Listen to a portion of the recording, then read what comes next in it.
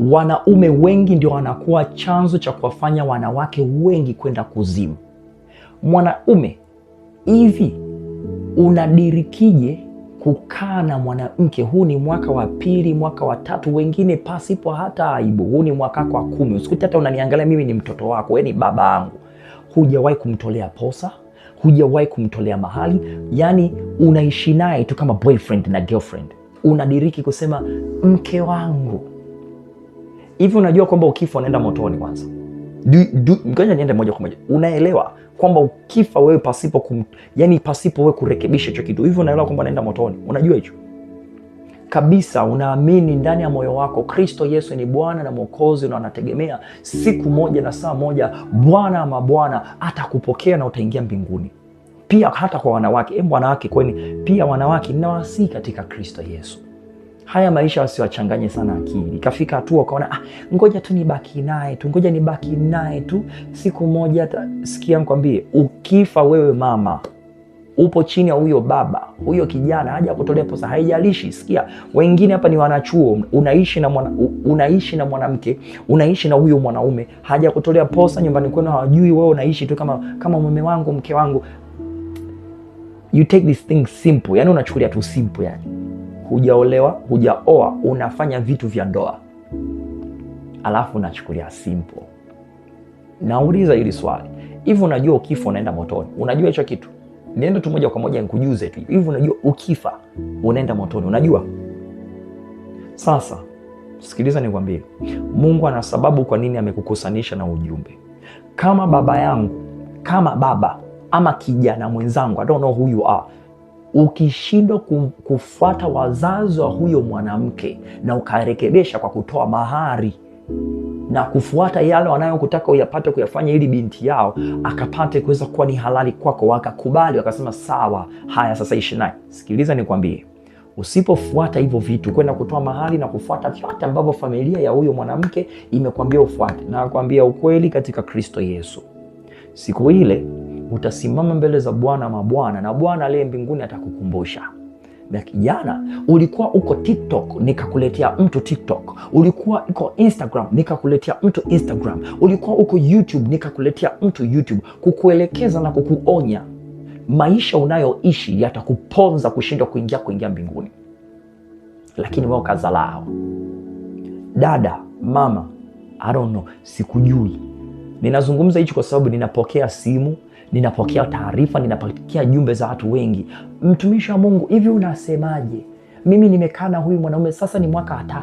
Mtu ananitafuta ananiambia, sasa huu ni mwaka 10 naishi na mwanaume huyu. Nyumbani kwetu yani hajatoa mahari, hajatoa posa. Mwingine ananiambia, nimezaa watoto naye 5 mpaka sasa, 5.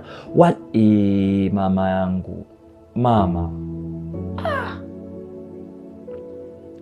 Sikiliza, ifike hatua uelewe unacheza juu ya maisha yako ya milele. Kuna mahali panaitwa kuzimu.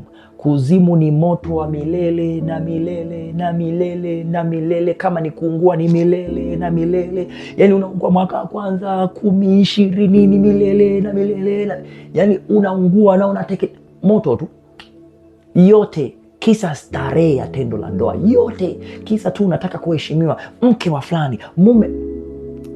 Hivi unaelewa unachoenda kusimama? Hivi unaelewa hivi kinachokuja kukufuata? Nadhani kwamba huelewi. Ndio maana Mungu ananitumia kuzungumza nawe, kukuelekeza urekebishe. Endapo ungejua, Yesu anasema, ngoja nikusomee ile andiko. Sikiliza ile andiko, kitabu cha Ufunuo wa Yohana sura ya 21.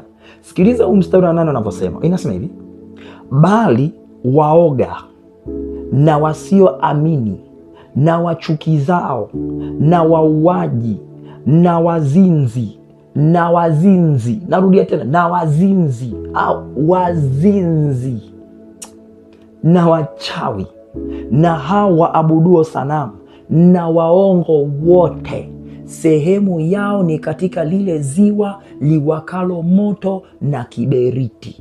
Hii ndiyo mauti ya pili. Ziwa liwakalo moto na kiberiti.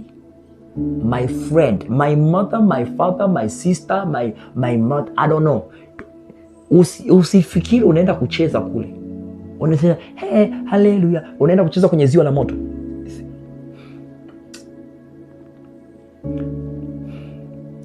Biblia inasema waoga, unaogopa, hivi nikimwacha huyu mwanaume itakuwaje? Hivi mimi nikasema sasa niende kwa huyu nyumba ni mwanamke, hivi itakuwaje? Sio utanipiga faini kubwa. Sikiliza nikwambie, ni heri ukaenda ukapigwa hiyo faini, ukaambia ufaini urekebisha hapa. Usimame mbele za Bwana wa mabwana, mfalme wa wafalme, Mungu wa miungu, yule Yesu Kristo. Usimame mbele yake na aseme ondoka kwa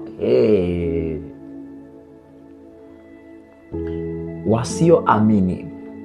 Unakaa muda huu unaisikiliza serikali. Serikali inasema ukikaa na mwanamke ndani ya miaka mitatu, sijui anakwambiaje, serikali inasemaje, ukikaa na mwanamke ndani ya miaka mitatu, huyo ni mke wako.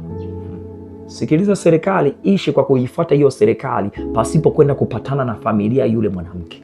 Endelea tu mama, baba. Ngoja, mbona siku inakuja? Unafikiri siku inakuja, siku ile ya Bwana inakuja, utasimama mbele za Kristo. Sijui utadiriki kumwambia serikali yangu iliniambia, sijui utadiriki kumwambia hivyo, sijui utajua. Inaendelea kusema na wachukizao na wauaji na wazinzi. Wewe upo kwenye ndoa, baba, nakwambia mimi naweza nikawa ni mwanao, naonekana ni mdogo kwako. Timotheo akaambiwa ongeana kwa baba na mama zenu wakubwa wenu kwa heshima. Naongea naye kwa heshima. Baba nakwambia Biblia inasema kuna wazinzi hawataingia katika ufalme wa mbinguni. Mimi sikutukani, sikubezi. Mungu ananitumia kukuonya, ubadilike, utengeneze. Mama yangu, dada yangu, kijana mwenzangu naye nitazama, God is just using me so that I can teach you, so I can tell you, for you to change before it is too late. Na wachawi na hawa abudu sanamu na waongo wote, sehemu yao ni katika lile ziwa liwakalo moto na kiberiti. Hii ndiyo mauti ya pili. Baba, kijana mwenzangu, anko, mjomba, hiari ni ya kwako, kuingia mbinguni ama kuingia kuzimu. Hofu ya kuogopa, wanataka mahari nyingi, wanataka sijui hiki na kile. Sikiliza nikwambie, yani wewe pambana, nakwambia pambana hivi, nenda lia unavyoweza kulia, upatane nao, la sivyo mimi nikusi, si kwa ubaya kana kwamba nakusi ukapata kuweza kufanya kitu baya. Kama unaona unashindwa, mimi nakusi, mchukua huyo mama muondoe kwenye nyumba yako, mchukua huyo mama muondoe kwenye nyumba yako. Kama unaona unashindwa, mchukua huyo mama mtoe, kwa sababu utamsababisha huyo mwanamke aende kuzimu kwa ajili yako.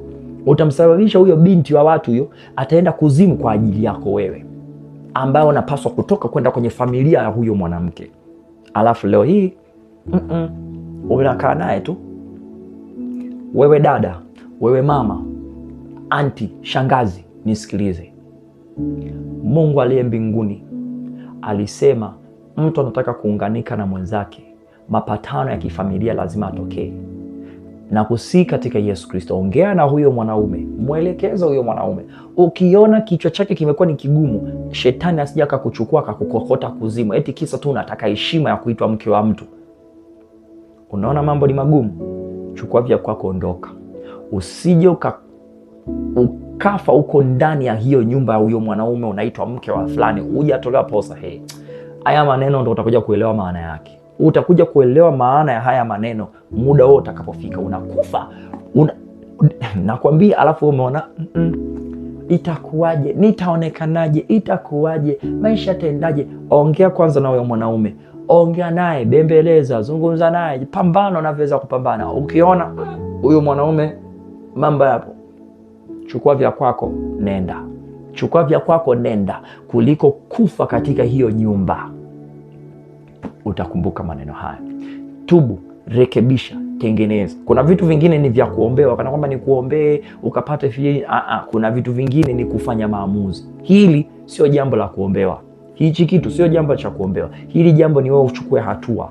Hili jambo hili ni wewe uchukue hatua. Baba, uchukue hatua. Mama, uchukue hatua. Kijana, uchukue hatua. Binti, uchukue hatua. Maamuzi ni ya kwako. Mbinguni uingie ama kuzimu uingie. Mungu anatumia sauti hii kukuonya na kukuelekeza ufanye maamuzi yaliyo sahihi, na Mungu aliye mbinguni akusaidie na kukaribisha kanisani. Napatikana Dar es Salaam, Tegeta, Kibo. Mungu akubariki. Kama utapenda kuweza kufika, unakaribishwa. Lakini hata kama upo nchi za nje, hivi sasa ninatengeneza ujumbe, niko Kongo kihuduma. Yani uko popote pale, unatamani kuweza kupata sehemu ya kuabudu, unatamani kukabatizwa kwa jina la Yesu, unaweza kanitafuta, tutawasiliana. Una maswali, una chochote, karibu. Mungu aliye mbinguni akusaidie ukafanya maamuzi yaliyo sahihi kabla hujachelewa. Amen.